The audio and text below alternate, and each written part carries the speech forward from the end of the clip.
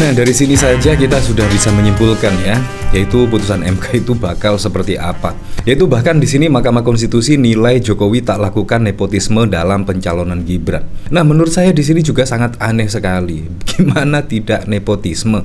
Yaitu yang memutuskan yaitu perkara nomor 90 paman dari Gibran sendiri.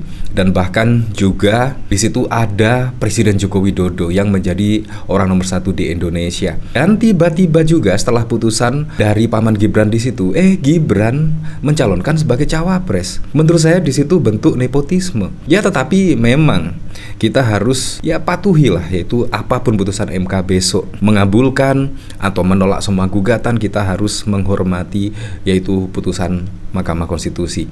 Ya, saya sudah capek ya kemungkinan pada waktu lalu sebelum Pilpres dan menjelang pencoblosan dan bahkan sudah pencoblosan itu masyarakat terkuras energi emosinya yaitu gara-gara Pilpres di sini. Memang saat ini harus kita kembalikan lagi lah kepada MK, apapun putusannya kita harus menerima dengan lapang dada, kita harus menerima apa putusan dari Mahkamah Konstitusi, dan ya kita harus lagi-lagi menerima lah yaitu pencalonan Pak Prabowo dan Gibran di sini ya memang sah di sini. Dari sini bahkan dari komentar-komentarnya, wow, komentar-komentarnya di sini sungguh wow sekali. Ya, mengejutkan dan tidak mengejutkan sih. Padahal semua orang pada waktu lalu sebelum sidang MK misalnya, di sini bahkan banyak masyarakat, bahkan juga banyak tokoh-tokoh politik dan bahkan juga pakar-pakar politik di situ bahkan pesimis dengan putusan MK di sini. Menurut saya kalau misalnya mendiskualifikasi Gibran,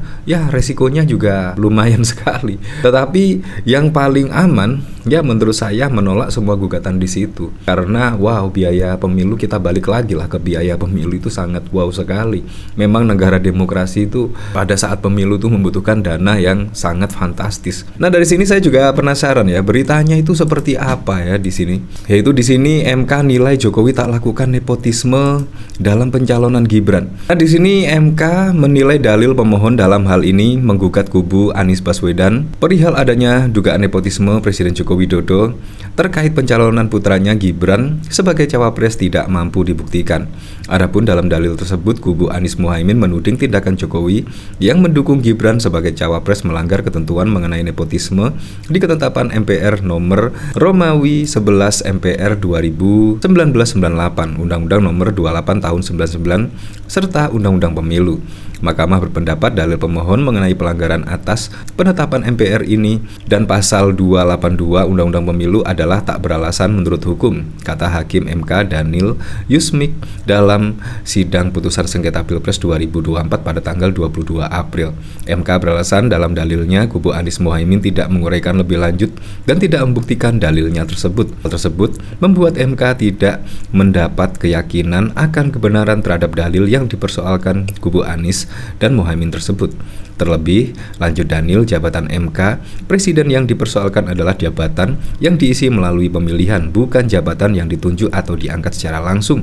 Sementara jabatan yang terkait dengan larangan nepotisme adalah jabatan yang pengisiannya dilakukan dengan cara ditunjuk atau diangkat secara langsung.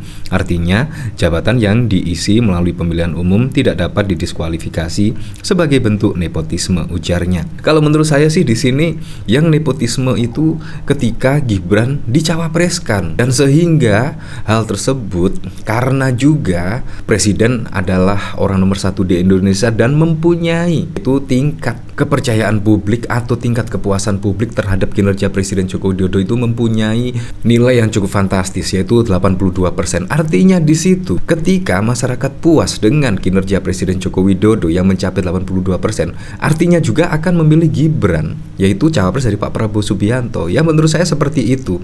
Menurut saya dengan diloloskannya Gibran yang masih berada di bawah usia 40 tahun, di situ menurut saya sudah bentuk nepotisme. Apalagi yang memutuskan perkara tersebut adalah Anwar Usman misalnya.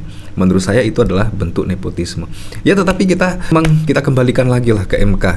Apapun putusannya pasti juga akan saya terima. Ya, walaupun agak gimana gitu, tapi pasti akan saya terima. Nah, dari sini saya juga penasaran ya, kira-kira komentarnya seperti apa ya dari sini. Di sini dari Antos, arah angin sudah kelihatan. Jangan nepotismenya hanya yang ditonjolkan. Cara masuknya lewat paman, merubah aturan, pengajuan di hari libur, surat dari bapaknya ke KPU itu lebih penting. Di sini dari Erwin pribadi endingnya lawak-lawak miris negara ini. Sudah nyaris tak ada lagi orang-orang yang jujur. Di sini dari Aditya, masalah semua ini yang memunculkannya MK, yang bermasalahnya MK terus Presiden aktif, anak kandung peserta pemilu MK di bawah presiden. Mata hati yang sudah tertutup, bahkan tak perlu sekolah tinggi-tinggi untuk memahami itu hal nepotisme. MK ya seperti itulah. Maklum mereka sudah terkait kontrak dengan sang raja, mana berani mereka menentangnya.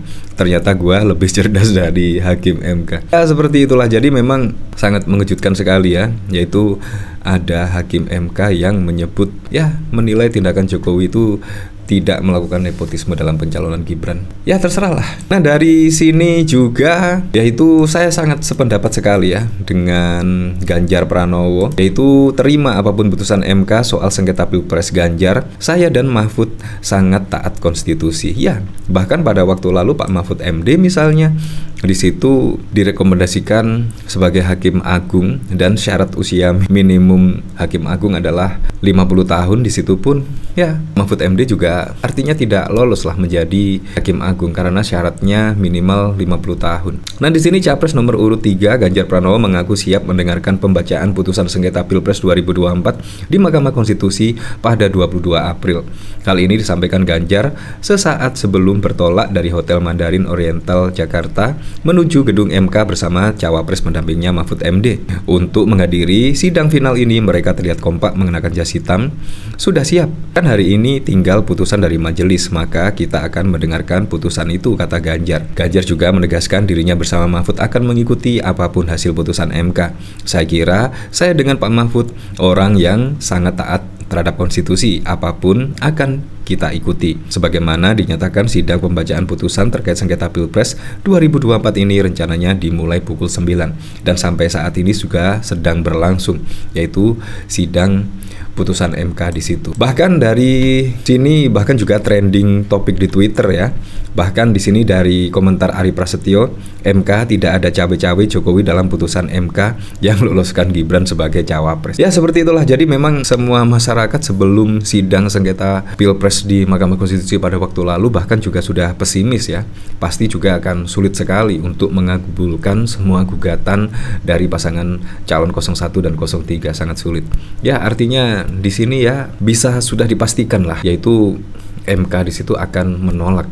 Ya, tetapi kita kembalikan lagi ke masyarakat menilainya seperti apa. Tetapi yang jelas besok siapapun presiden dan wakil presidennya mendatang, semoga saja bisa merealisasikan semua program-program dan janji-janji kampanyenya sehingga bisa dirasakan manfaatnya langsung oleh masyarakat.